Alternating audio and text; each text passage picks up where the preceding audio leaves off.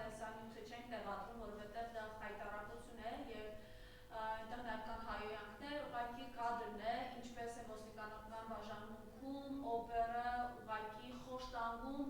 Սյուզի Բադոյանը գրել էր, որ իր ունեցած տեղեկություններով այս մարդը անգամ այդ հանցանքը իրականացրած անձը չէ, ուղղակի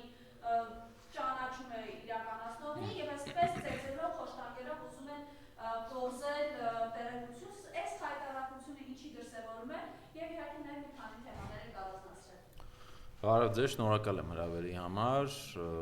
Տեսեք, ես նույնիսկ այդ դետալները չգիտեի, որ նա որպես նրանից ուզեցել են ցուցմուն կորզեն։ Իմ պատկերացումը հետեւյալն է, որ երբ մարդ դառնում է ոստիկան, երբ մարդ դառնում է մեր իրավապահ մարմնի աշխատող, նա իր վրա ստանձնում է որոշ պարտականություններ եւ պատասխանատվություն։ Նույնիսկ եթե քաղաքացին, ինչ այս դեպքում կարծում եմ այդպես չի եղել, վիրավորեր ոստիկանին, սադրեր ոստիկանին, ոստիկանը մարդ է, ով որոշել է, ընտրել է դառնալ ոստիկան, դա սպეციფიկ մասնագիտություն է, որն ունի իր դրական եւ դժվար կողմերը։ Եվ որևէ կերպում, որևէ դեպքում, որևէ կերպ հնարավոր չէ արդարացնել տվյալ վարքագիծը, սա բռնություն է, սա ապօրինություն է, վլկտիություն է։ Ճիշտ է կանում, որ վիդեոները չեք տարածում, նկարը կարծում եմ բավական է, որտեղ վստահ եմ քաղաքացին իրեն հետ լավ չի զգա, որ տեսնի ամբողջ համացանցը այս խայտառակ տեսանյութով է, որտեղ նաև իր երեխաները, իր ընտանիքի անդամները կարող են այս վիդեոն տեսնել։ Ես այստեղ գուցե մարդիկ կապը չտեսնեն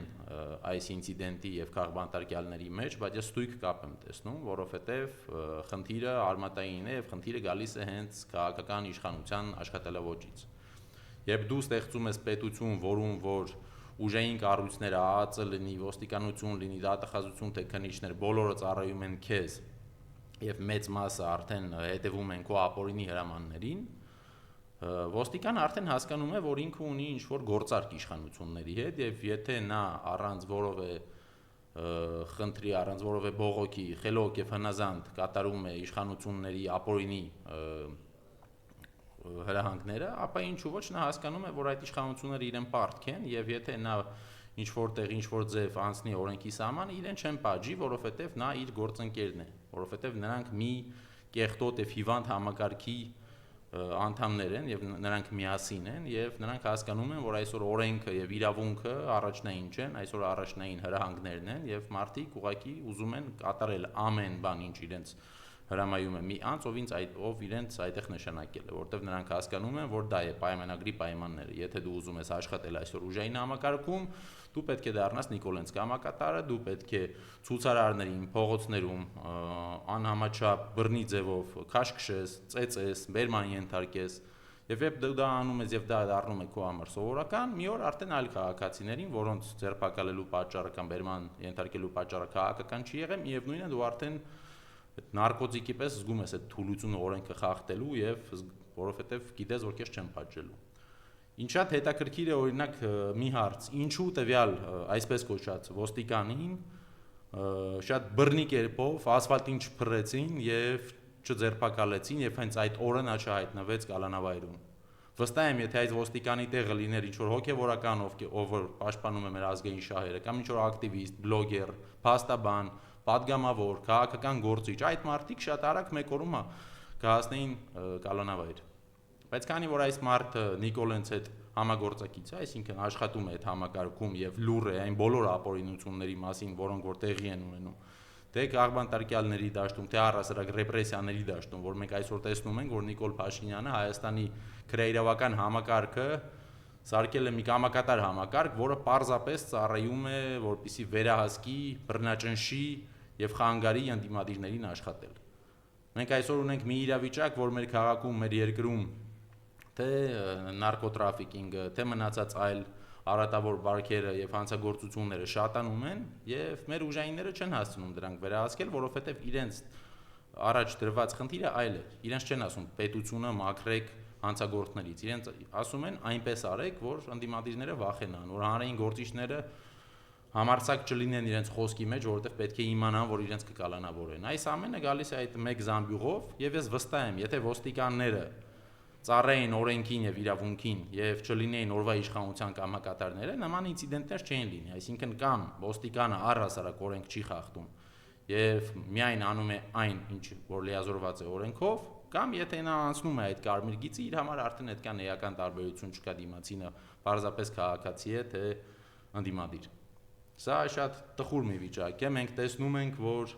ցավոք սրտի միջազգային, այսպես կոչված հեղինակավոր կազմակերպությունները, որոնք որ մինչև 18 թիվը, որ մի հատ ընդդիմադիրի գլխից մազեր է պակասում, 15 հատ տարբեր փաստաթղթեր եւ հայտարարություններ էին անում, բայց քանի որ այսօր այդ ժամանակվա ակտիվիստները արդեն նախարարներ են եւ падգամավորներ են եւ աշխարհակաղակական իմաստով ծառայում են Թուրքիային եւ Արևմուտքին, ամեն կերպ սրելով սեփական հարաբերությունները Իրանի եւ Ռուսաստանի հետ, դրա համար այս կառույցները լուր են, իրենք մոնիտորինգ իրենց գործառույթը կասեցրել են եւ ամեն կերպ աջակցում են Նիկոլ Փաշինյանի թիմին, որովհետեւ իրենք ունեն իրենց նպատակը։ Սա ակնհայտ ցույց է տալիս, որ այդ ֆորմալ կոչերը եւ այդ ֆորմալ թղթի վրա գրված ֆունկցիաները եւ գործունեության նպատակները տվյալ կազմակերպությունների կեղծ են, այսինքն խոսքի ազատություն, ժողովրդավարություն եւ նման արժեքները, որոնք որ դաջված են իրենց թղթերի վրա, իրականում արժեք չեն հանդիսանում տվյալ կազմակերպությունների համար եւ իրենք ամենը անում են սեփական աշխարհակաղակական շահերի համար եւ երբ որ նպատակահարմար է եւ երբ որ ինչ որ երկրի ղեկավարություն իրենց կամակատարն է, այդ ժամանակ դրանք պատրաստ են աչք փակել ցանկացած բանի վրա։ Այս վերջերս մենք օրինակ տեսանք, որ ՄԱԿ-ից թիմեր եկել, որպեսզի Հայաստանի տարբեր քաղաքական սուբյեկտների հետ հանդիպեր եւ շփվեր եւ հասկանալ պատկերը Հայաստանում նախընտրական վիճակը, հասկանալ, որպեսզի իրանք ռեպորտ գրեն վերջում արդյոք պետք է Հայաստանի ընտրություններին միջամտել եւ աջակցել, թե ոչ։ Այստեղ մենք կրկին տեսնում ենք, որ սա ձևական գործընթաց է, որովհետև եթե UN-ից եկել են Հայաստան, որպեսզի ընտրական իրավիճակը տեսնեն, պետք չէ որևէ պաշտոնյայի հետ հանդիպել։ Կարելի է պարզապես բացել լրահոսը եւ տեսնել, որ օրինակ Երևան քաղաքում ընտրություններից հետո, երբ իշխանությունը պարտվել է, ռեպրեսիաների կամ ինչ-որ շանտաժների կամ ինչ-որ սեղանի տակի գործարքների արդյունքում տեղի է ունենում մանդատակողություն։ Ընդդիմադիրները մեկ գիշերվա ընթացքում դառնում են իշխանական։ Կարող ենք տեսնել, որ Վանաձորում, Ալավերդիում եւ շատ այլ համայնքներում, երբ ընդդիմությունը հաղթում է,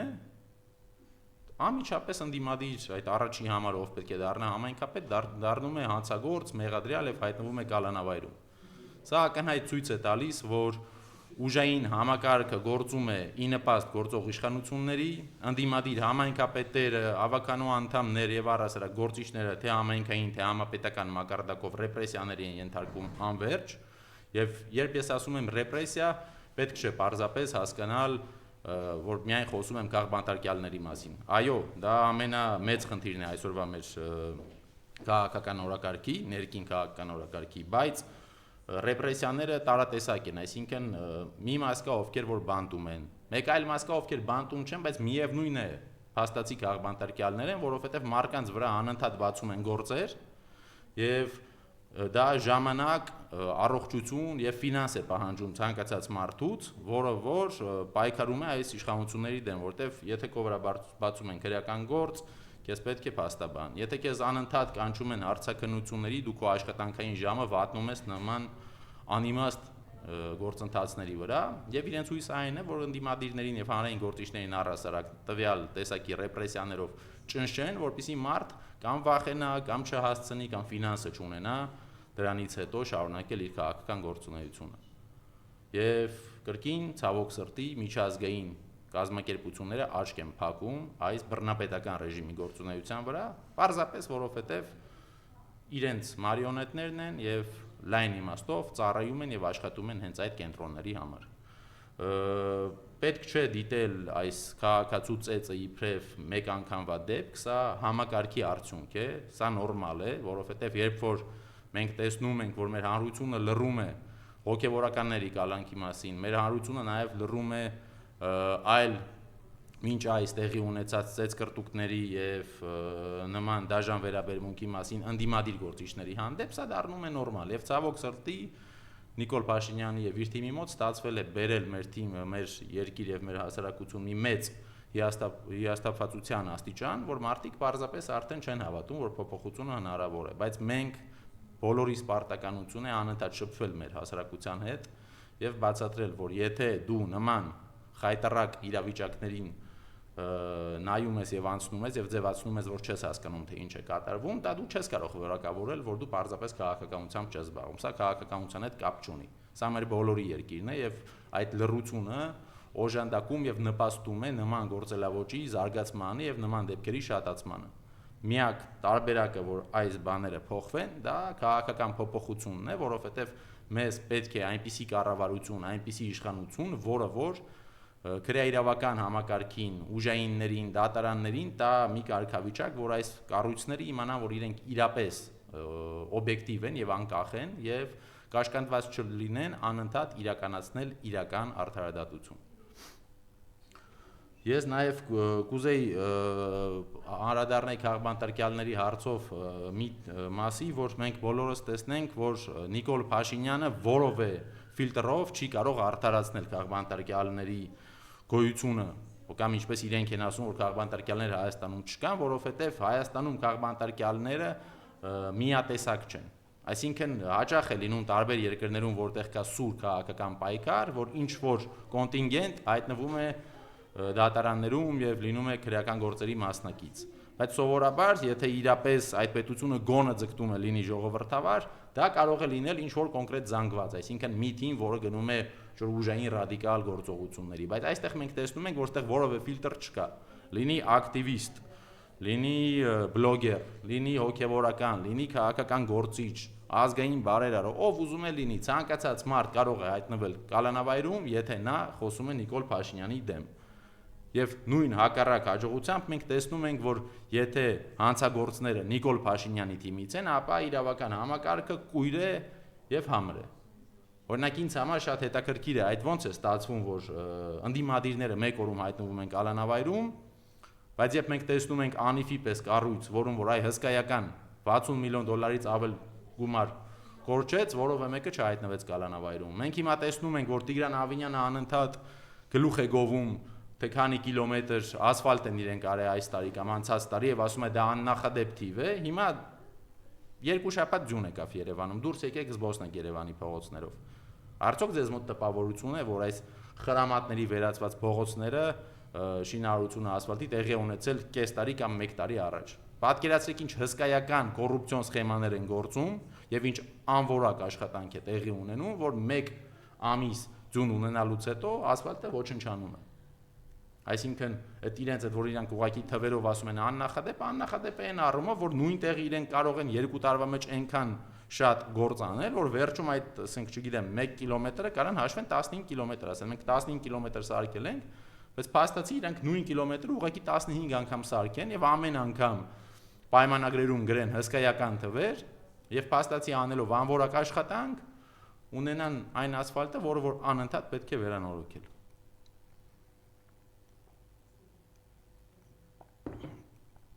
Նաեւ ես կուզեմ անդրադառնամ այսօր գործող իշխանությունների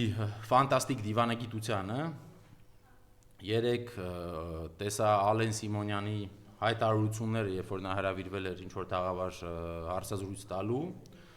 եւ այս մարդկանց մանկամիտ պահվածքը եւ խայտարակ կեցվածքը մեզ հուշում է, որ մենք կործանվելու ենք, եթե այս մարդկանցից շազատվենք։ Որովհետեւ երբ որ դու տեսնում ես, որ դու ունես ազգային ժողովի նախագահ, պարլամենտական պետության, պարլամենտի ղեկավար, ով ամիսներ, տարիներ շարունակ խոսում է հակառուսական հիմար թեզեր, եւ դրանից հետո երբ գիտի պետք է պետական այցով գնա Ռուսաստան, գնում է մեկ հատ հարցազրույց է տալիս եւ ասում է, գիտեք, հիբրիդային պատերազմ ձևակերպումը սխալ էր։ Լրագրողն է ասում, ախր դուք եք այդ ձևակերպումը ծնել։ Ասում է, հա, դե մենք անսխալական չենք, երբեմն մենք էլ ենք սխալվում, իրավիճակներ են փոխվում։ Այսինքն այս մարդու անգրագետ եւ մանկամիտ մոտեցումը դիվանագիտության այնպիսին է, որ իրեն թվում է ինքը կարող է ինչ ուզի խոսի, հետո այցը կատարելուց 15 րոպե առաջ մեկ հատ մի քիչ թեթև եւ մեղմ հարցազրույց տա եւ դա ամեն ինչ կլուծի։ Սա խայտարակություն է եւ նման խաղացողներ ինչպիսին են Ռուսաստան, Իրան, Թուրքիա, Ամերիկա, Ադրբեջան, Իսրայել, այս պետությունների հետ միջազգային գործընթացների մեջ գտնվող Հայաստանի Հանրապետություն ունենալով նման ղեկավարություն եւ նման էժան դիվանագիտություն, մենք ուղղակի վստահ պետք է լինենք, որ կկործանվենք, եթե սրանք չգնան։ Նույնը վերաբերվում է Իրանի Իսլամական Հանրապետության դեպքում, որ սկզբում մեր քայլարածները մտածում էին, որ այնտեղի ցույցերը հաջողելու են, դրա համար որևէ կերպ որևէ բան չէին ասում, եւ դեսպանատան դիմաց ցուցարարներին է որևէ բան չէին ասում, եւ երկրորդական մակարդակի վրա նույնիսկ կարող էիր տեսնել մեդիայով, որ աջակցություն կա, թե այս պայքարը գնում է խոսքի ազատության եւ ժողովրդավարության համար, դա է արևմտյան մեդիայի տված ռոպագանդան Իրանի գործընթացների վերաբերյալ, բայց իրականում մենք եթե մի քիչ ուսումնասիրենք Իրանում տեղի ունեցած ցույցերը, կտեսնենք ինչքան շատ է այնտեղ եղել Իսրայելի եւ Ադրբեջանի դրոշներ, ինչը իդեպ օգնեց, որպեսզի այս գործընթացը ձախողվի, որովհետև այն միամիտ եւ ազնիվ մարդիկ, ովքեր ինչ-ինչ քաղաքական դիրքորոշումների եւ երևույթների համար դուրս էին եկել փողոց, հասկացան, որ սա իրական ազգայնական պայքար չէ, այլ պարզապես աշխարհակահաղական կենտրոնի թելադրած կեղծ գործընթաց է, մարդիկ արդեն նահանջեցին եւ գործընթացը ավարտվեց։ Եվ հենց մեր մտքի գիգանտները հասկացան, որ Իրանում ընդդիմություն այդ չի հաջողելու, արևմտյան սցենարը չի աշխատելու, Իսրայելը չի ունենալու իրեն պատկանող իշխանություն Իրանում, միանգամից սկսեցին հայտարարություններ անել, ոստիկաններին ուղարկեցին դեսպանատան դիմացից մարդկանց ձերբակալեցին, եւ սա կրկին ցույց է տալիս, որ մեր այսօրվա քաղաքական իշխանության դիվանագիտությունը -1 է։ Այսինքն այս մարդիկ ամեն օր վաղվա օրվա քաղաքական օրակարգն են կազմում, բացարձակապես չպլանավորելով հետագա քայլերը։ Այսինքն իրանք ուղղակի ուզում են վերարտադրվեն, մնան իշխանության եւ եթե դրա գինը մեր պետության, մեր դիվանագիտության, մեր ռազմավարական հարաբերությունների ոչնչացնում է, իրանք դեմ չեն։ Իրենց համար կարևոր այն է, որ իրենք մնան իշխանության, իրենց համար կարևոր այն է, որ այսօր այն բոլոր ապօրինությունները եւ ռեպրեսիաները, որոնք իրանք իրագործում են, որով է իրական ուժեղ ուղիղ գնահատականի չեն արժանանում արևմտյան եւ առհասարակ համաշխարհային որևէ կենտրոնի կողմից, եւ դա այս մարդկանց ուղղակի ողջևորում է, որ իրենք շարունակեն աշխատել այս ոճով եւ պարզապես անտեսել թե օրենքը, թե իրավունքը, թե ժողովրդավարությունը։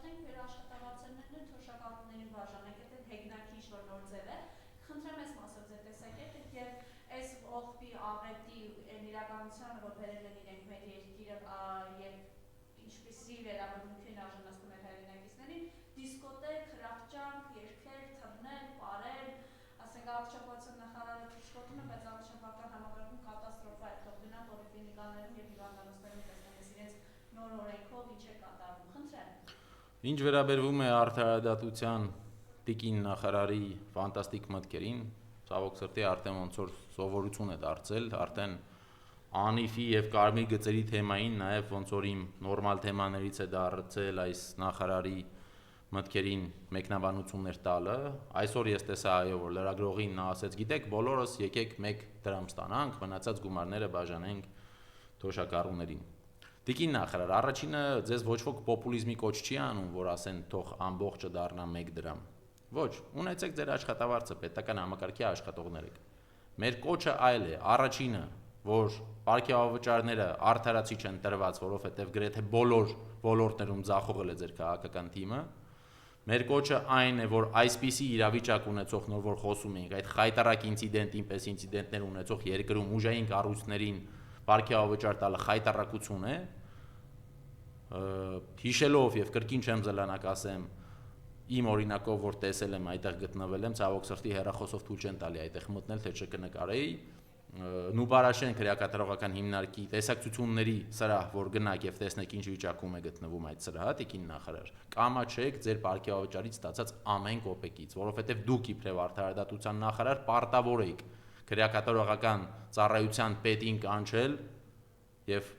պահանջել, որ անհապաղ այդ հարցը լուծվի, որովհետեւ այո, այդ մարդիկ կալանավորներ են, գուցե հանցագործներ են, բայց իրենց ընտանիքի անդամներ, իրենց երեխաները, ովքեր գալիս են իրենց մոտ տեսակցության, պարտավոր չեն տանել այդ հոգեբանական ստրեսը եւ հասկանալ թե ինչ վատ տեղում են իրենց ծնողները գտնվում։ Հանցագործ չէ, բայց իրեն պահում են ու բարաշենում ամենածանր պայմաններում։ Վարդան Ղուկասյանի փաստաբանը ահազանգում է, որ Վարդան Ղուկասյանի պահում են ըստ էության,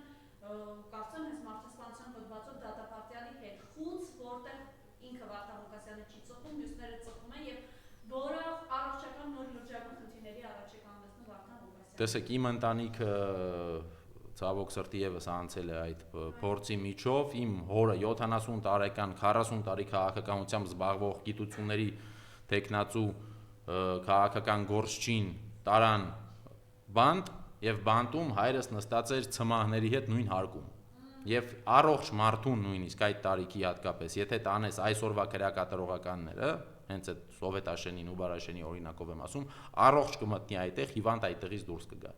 Սա խայտառակություն է, սա մի իրավիճակ է, որ պարզապես ցույց է տալիս մեր այսօրվա իշխանությունների եւ ուժայինների աշխատանքի խայտառակ վատ վիճակը եւ նաեւ տիկին նախարարին կուզեմ ասել, որ տեսեք, երբ որ դուք այդ սարկաստիկ միտքը հնչեցնում եք, որ եկեք բոլորիս աշխատավարձները դառնա 1 դրամ, տիկին նախարար, մենք ձեր թիմից չենք, ձեր թիմն է, որ եկավ իշխանության փողոցով, ճղաչորերով եւ բոտասներով։ Ձեր թիմն էր, որ ներկայանում էր իբրև իրական հեղափոխականների մի խումբ։ Եթե դուք լինեիք իրական հեղափոխականներ ձեր ղեկավարով հանդերձ, այո, դուք կգայիք, կզբաղեցնեիք պետական պաշտոններ, կվաճառեիք ձեր ծառայողական մեքենաները, որպեսզի իրապես մոտիկ լինեիք ձեր ժողովրդի հետ, կօգտվեիք տրանսպորտից, կշփվեիք մարդկանց հետ, պարգևավճարներ առհասարակ չէիք տա, եւ ամեն բան օր ու գիշեր կանեիք, որպեսզի երկրում իրավիճակը փոխվի եւ որպեսզի ձեր ղեկավարի տրված խոստումների գոնե 10%-ը դառնար իրականություն, որ թոշակառուների կյանքը լավանար,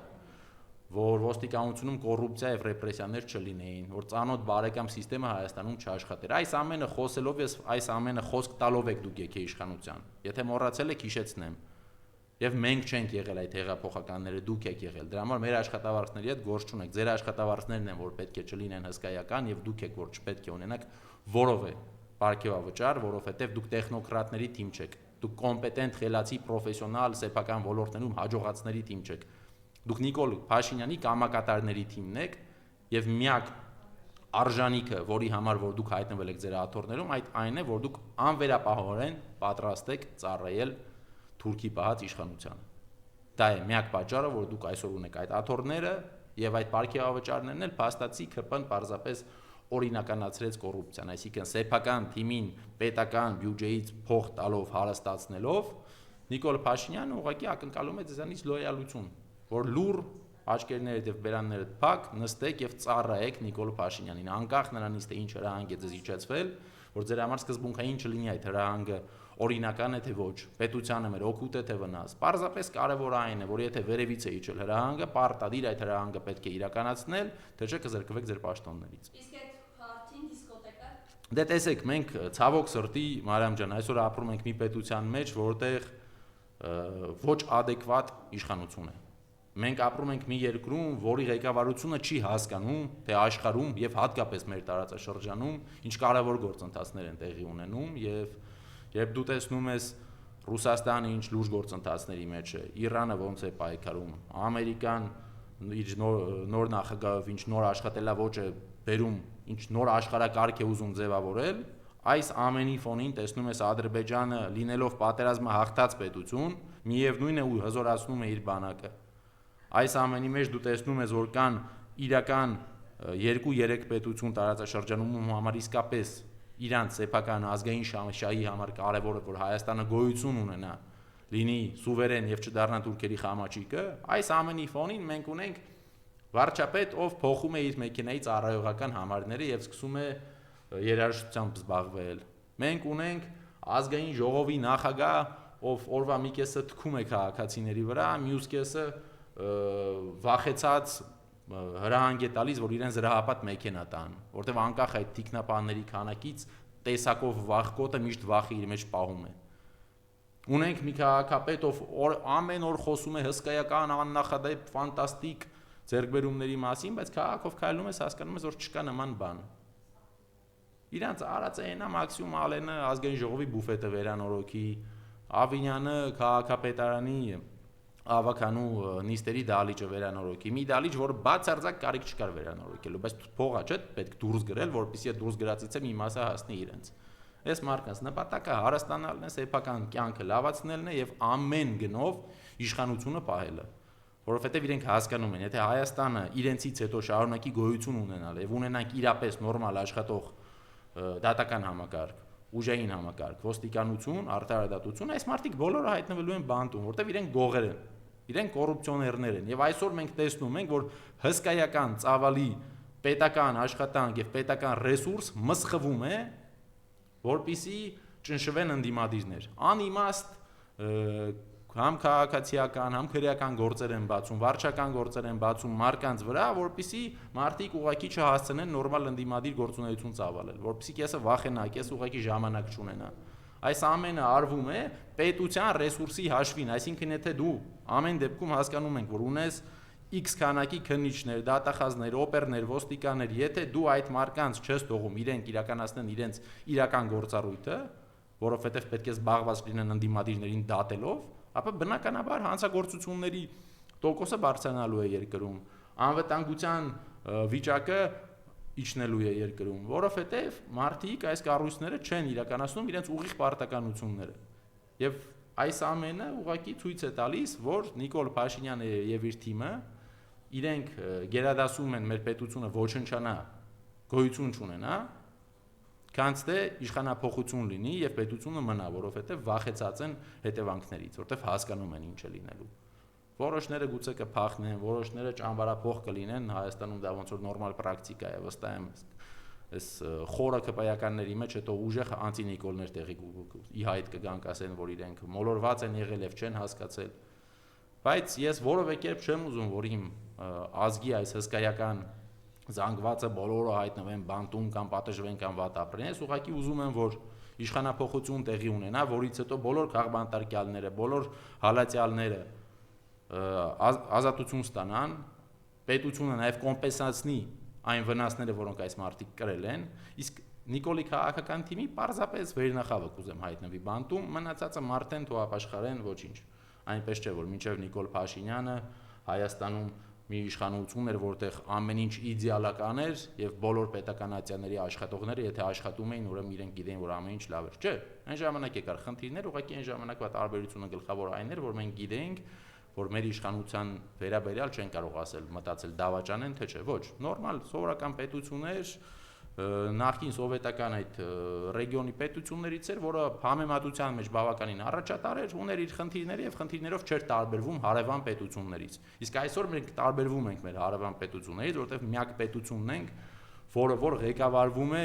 այն կենտրոնի կողմից, որը դարեր շարունակ մեզ սպանել է, միակ պետությունն ենք, որը ունի ղեկավարություն, որը բացառապես հետաքրքրված չէ մեր ազգային շահերով եւ պարզապես կատարում է իրենց միսիան, իրենց հրահանգները, որոնք որ տրվում են ոչ հայկական կենտրոններից։ Շնորհակալություն։ Եթե ավելացնելու բան կա։ Ես եմ շնորհակալ, ոչ։